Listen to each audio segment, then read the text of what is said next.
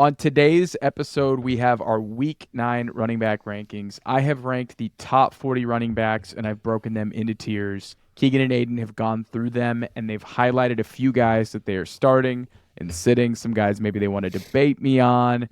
You know, it's going to be a good episode as always. But we have a new wrinkle.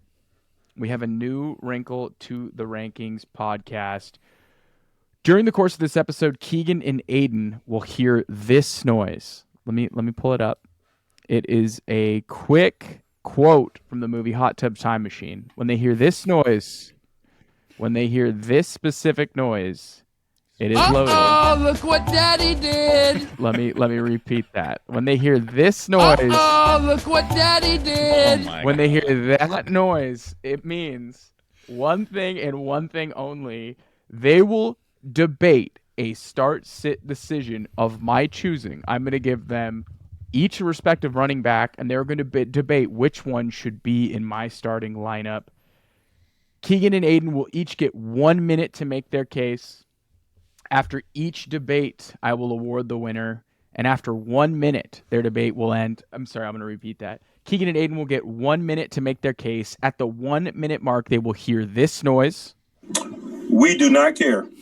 And after they hear that, the debate is over. Again, I'll replay that again. We do not care. Yes, that is Mike Tomlin's. Jeez. We do not care.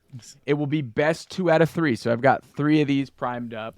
The winner of the episode gets to choose which type of milk the loser will have to drink Sunday night during Milk Was a Bad Choice. And they will get to run these start-sit debates next week. So no pressure, fellas. Is this right, Shaun, for the listeners, you're judging on the argument. We're not talking about how well the player does, or will the player's performance factor into the final judging? I don't think it's going to factor in. I just want you guys to convince me who to start. And then on Sunday, I'm going to yell at you guys if you got it wrong, and I might even put you. This put is you in a 3 little total bit of a across situation. the 2 positions, Three, right? It's not 3 total. No, it's 3 per episode. So we're recording running backs and wide receivers. Okay, yeah. So 3 total. 3 in this one. Yeah, okay. So 6 total. Okay. 6 total. All right. You guys ready? You I'm guys ready. feeling good? Yeah, I think. Okay. But before we dive in, today's episode is brought to you by Underdog Fantasy. Fantasy drafts might be over, but you can still put your knowledge to the test and win cash prizes on Underdog Fantasy. Underdog Fantasy now has an exclusive offer for new customers. Not only will they double your deposit up to $100, they are offering a mystery pick'em special when you sign up using promo code RTM. We've got 4 teams on a bye this week, fellas. The mean team needs us. They do. You guys ready to go? I think so. So 4 teams on a bye. No Christian McCaffrey this week. It's definitely going to impact how we rank things. No Jahmyr Gibbs. I kind of have him in his own tier of his own this week, and that's Alvin Kamara. I've got him as the RB1. Next tier that I have here, I've got Saquon Barkeley, RB2, Breece Hall, RB3, Austin Ekeler, RB4. So pretty standard stuff here. I've got Breece Hall 1 spot ahead of expert consensus rankings. He has the RB11 usage with RB3 production over the past month. Keegan, this guy's just spectacular, man. I don't know. He against all odds, banged up O-line, Zach Wilson, he isn't good until the 4th quarter. It's sometimes not even Breece good until there's 2 minutes left. Happen. Yeah, Breece is just making stuff happen.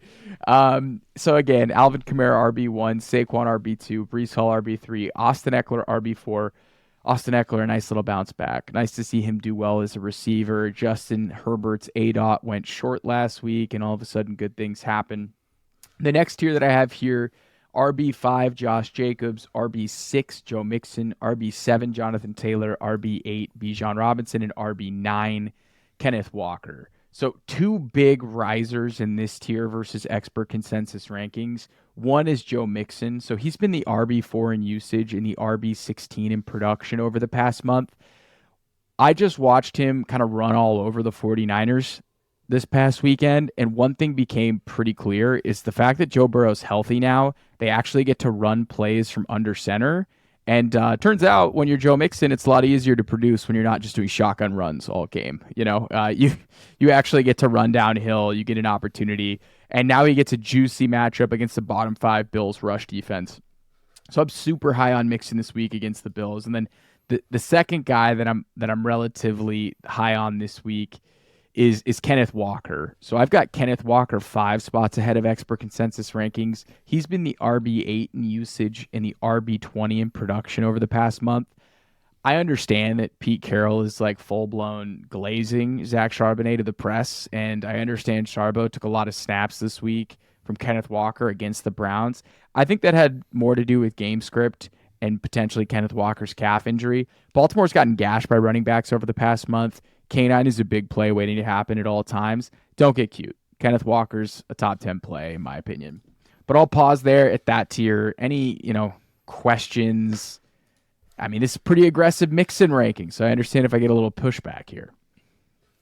No, I like the Mixon ranking. I also like being a little aggressive on Josh Jacobs as well, too. AOC playing, I feel like they're just going to lean on Jacobs heavy. But with Mixon, the whole offense continues to get better, like you said, with Burrow being healthy. So I think this is as good a spot as any. He's also coming off probably his best game of the year. Bills, surprisingly, 8th most rushing yards, 4th most catches and receiving yards, and 12th most fantasy points per game to running backs this season. Give me Joe Mixon in the spot against the Bills for sure. Wow. There's some consensus. Means he's going to absolutely bomb. Yep. I That's guess how it goes. A guy that I'm down on in this tier is Bijan Robinson. I don't know. It's hard to get super juiced about Bijan right now, sadly. Arthur, you will pay for your crimes. I don't think I would have Josh Jacobs as high personally. Yeah. Even if they do just lean on the run, like who's to say he's not facing a 7-8 man box like he did at the start of the year? So I don't know. Unless he's doing well in the passing game, I find it hard to believe that he's hitting home on the ground. So I'd probably bump him down a little bit, like behind Mixon, probably behind JT, even Bijan It's as also well. just traded away one of their best run defenders as They've well. still been sneaky good on defense the last couple of weeks. Good on defense. It's been much Just improved. the usage. And then I am worried about K9. I think like there's both ways you could look at this. Like nothing to worry about. He's coming back to a 70% snap share. But there's also the other side of the card that could be a 50-50 like snap share or something along those lines, which at that point, like you've got to hit on a home run. It's no longer a volume play RB1. You're looking at, I need a big play from you, K9, especially if Sharp starts getting any touches inside like the 10-yard line. Because I think at this point, like we're pretty confident K9 is the goal line back. But I think if either one of those things are to happen, you kind of need quite a pop to hit home at that volume. Yeah, that's a good point on Kenneth Walker. I'm being a little optimistic. I'm leaning on talent here, but this could easily be a big old glass of chunky milk come Sunday. It is. I'm kind of sticking my neck out on this one. The next tier of guys that I have here, running backs 10 through, I don't know, I'd say 15. A lot of decliners because I moved Walker and Mixon up in the rankings. RB10, I've got Raheem Mostert. RB11, I've got DeAndre Swift. RB12, Isaih Pacheco. RB13, Derrick Henry. RB14, Rachaad White. RB15, Gus Edwards. Really the only big riser that I have here is Rachaad White. So he's the RB20 with RB17 production over the past month. I did some Shad. He's just so misunderstood. Everyone likes Shad. My God, Shad. He's negative. Shad White. Shaddy. Everyone likes to say he's misunderstood. Don't look at his rush yards over expected because he's dead last in that. Don't look there. Don't even bother. I went down a couple of Buccaneers fan threads, like really cheap-looking blogs, but some good content. And it was this guy just basically lamenting about the fact that the Bucs have refused to run outside of the numbers with Rachaad White behind Tristan Wirfs, by far and away their best offensive lineman. And lo and behold, Rachaad White had 2 or 3 really nice runs against the Bills last week, running behind Tristan Wirfs. So maybe they've stumbled upon using White outside with their best offensive lineman. And then also, I guess Todd Bowles in the press said, we're going to nudge Baker to continue dumping the ball off to Rachaad White because cornerbacks and safeties have been playing Mike Evans and Chris Godwin so aggressively, especially Mike Evans downfield.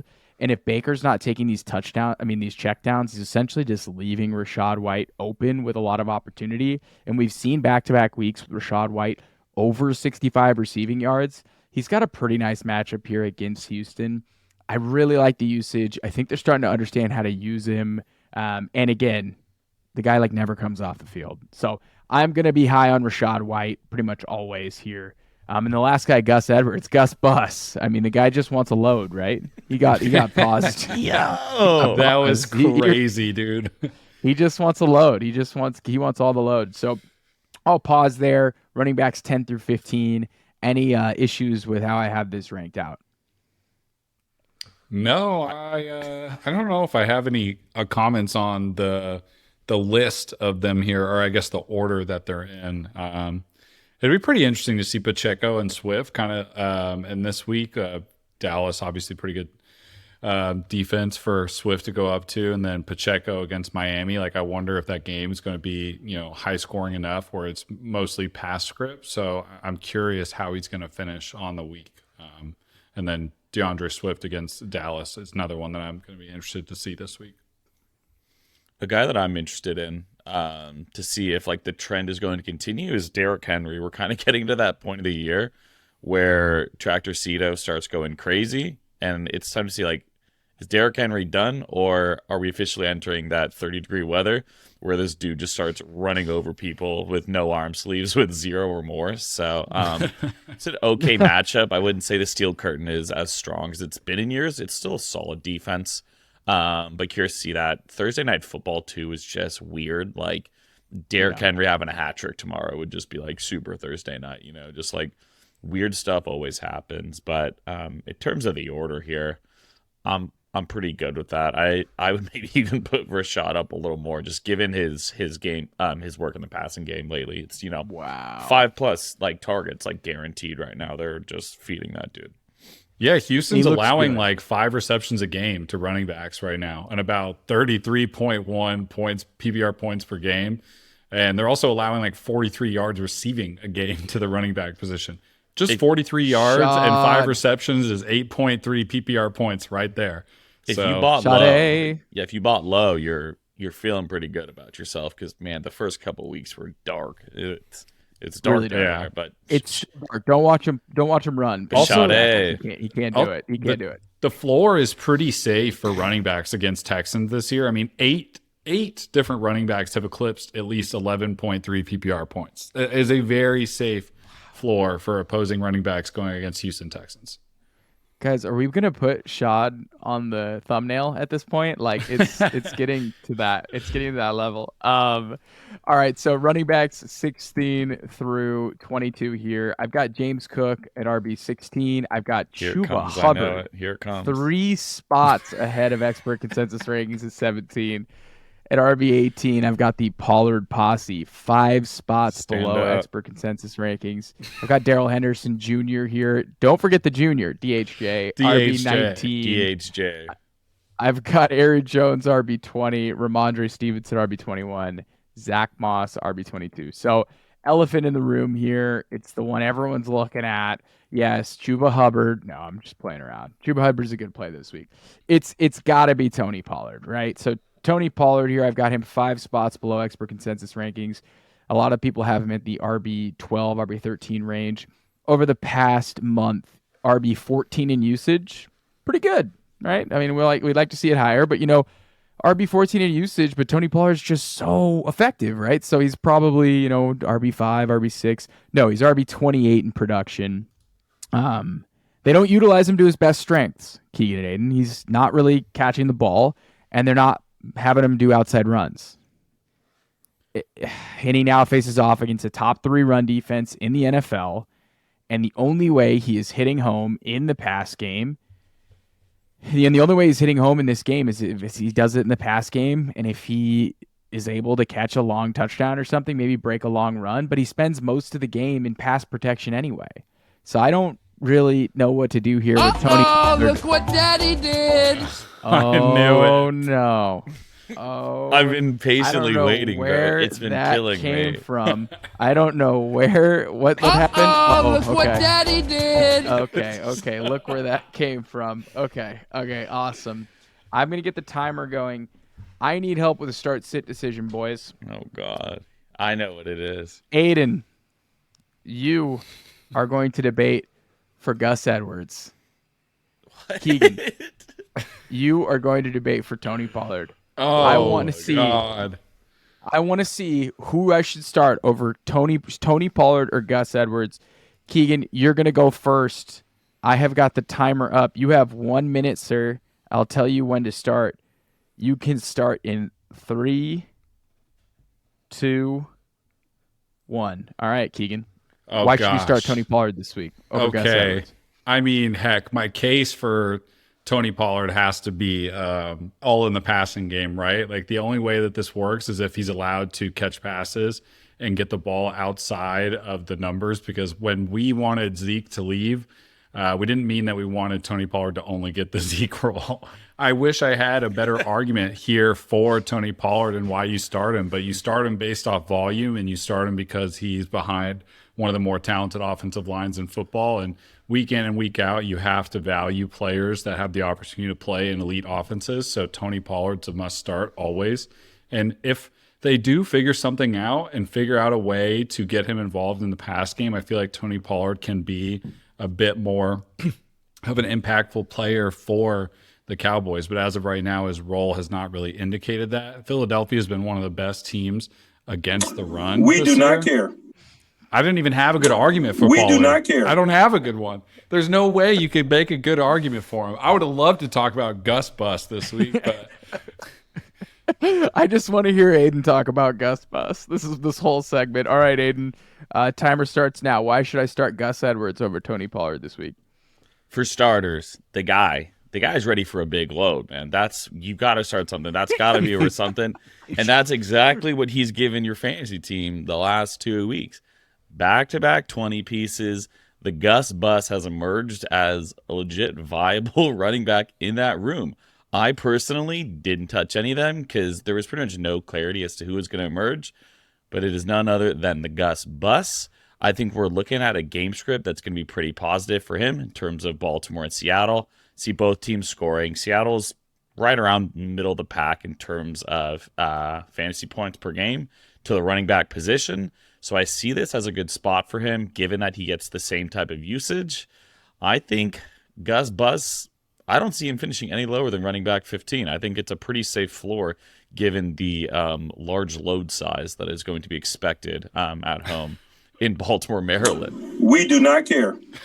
That's it. That was Mike Tomlin. before I get cut off, I just want to add Philadelphia Eagles are allowing 5 points. We do not care.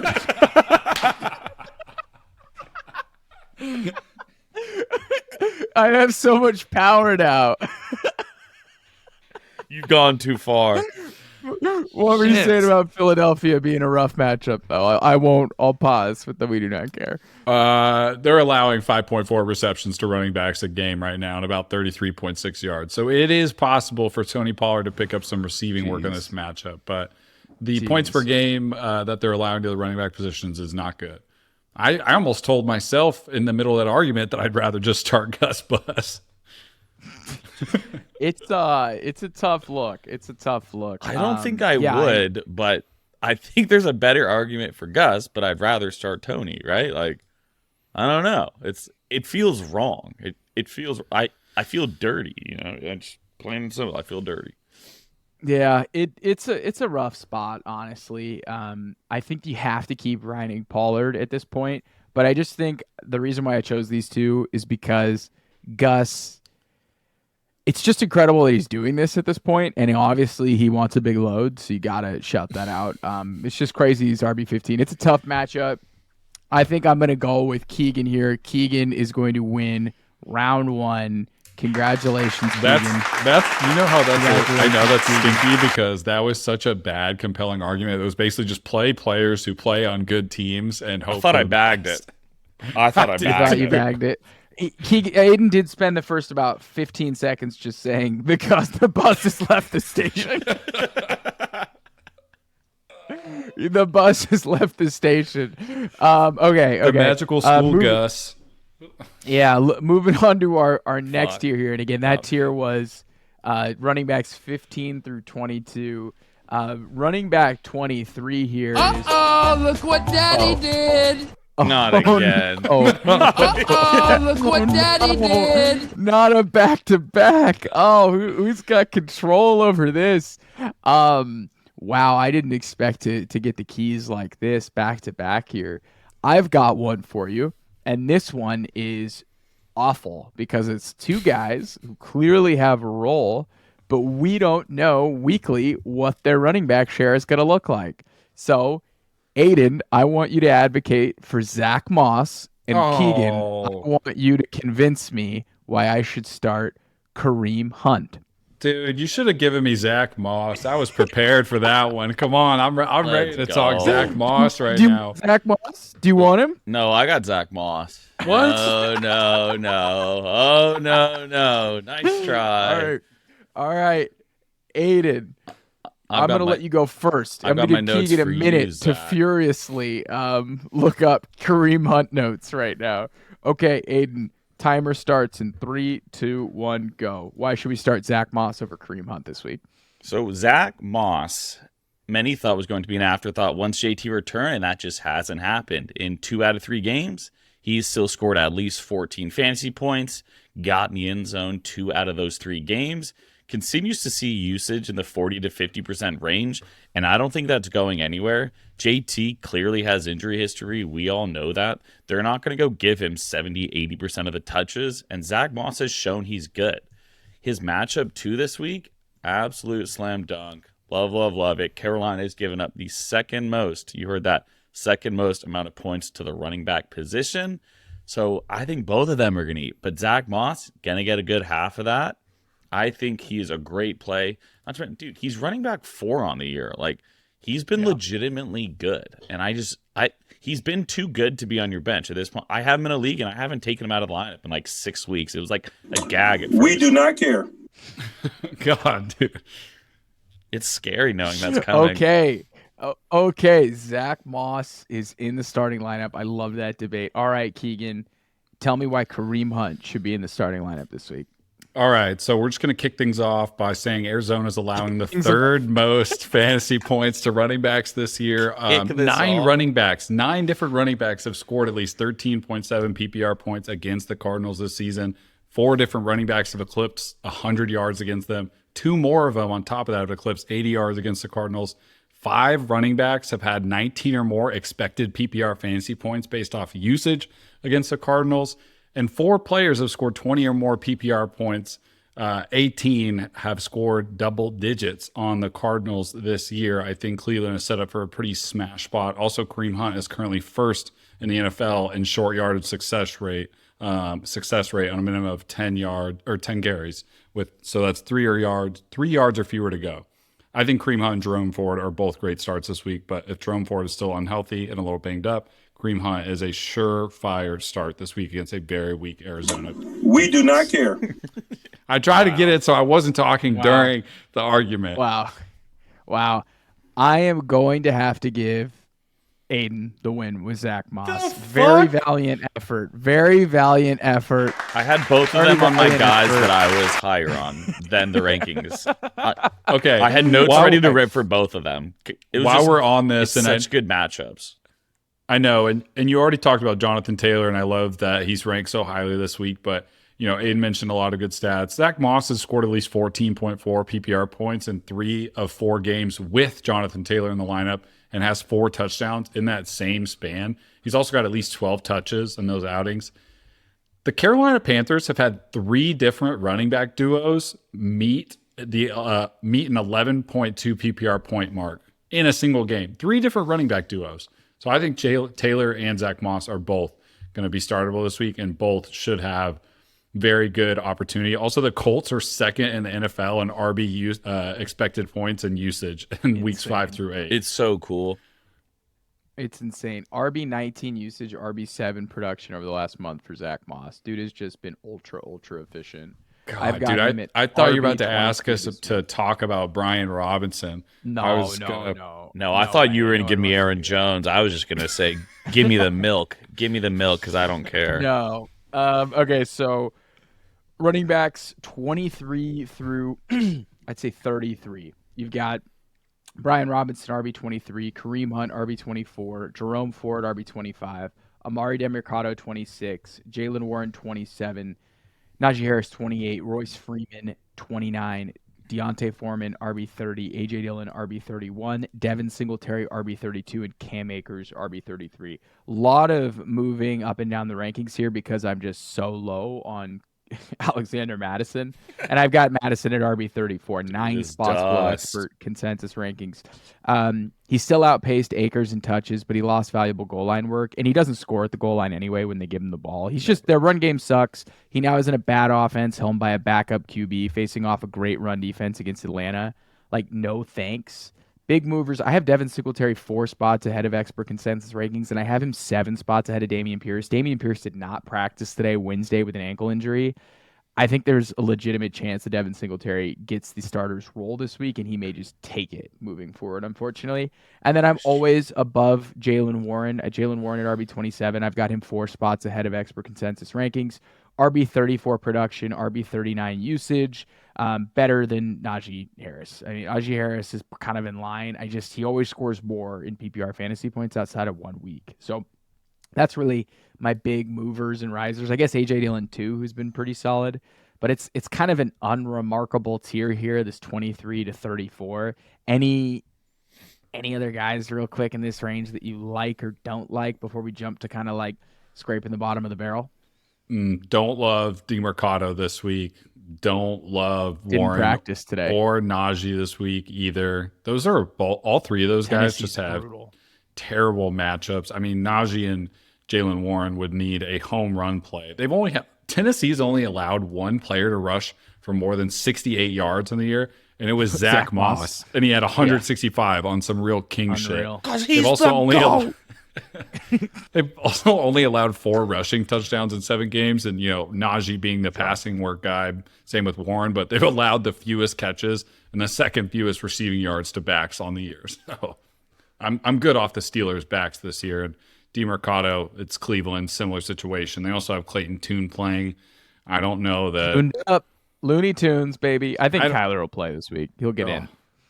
This is an ugly group. The only guy that I would even have any kind of faith in starting is Foreman, as I see at least it's a volume play. I think he's going to get a ton of touches, whereas a lot of these guys banking on a guy like Cam Akers against a tough Atlanta matchup or Demercado too. That's, I guess, a volume play as well with him, but brutal matchup against Cleveland. Yeah. I don't know, probably Foreman and Royce Freeman maybe, but Royce Freeman's kind of picking up the scraps for DHJ. Yeah. So, dude, it's it's a brutal. I've also range. got Foreman on my yikes watch list. I've got a list of these running backs who are having these rookie quarterbacks playing, and it's why do the Saints have to honor the passing game? Why not just load the box? And also now it's a committee approach too in Chicago, so I'm a little worried about Foreman's viability moving forward. But it's the same thing that against Cleveland and the Arizona Cardinals is they don't give a fuck about Tune. They don't care about Tune passing the ball on them. No, they don't.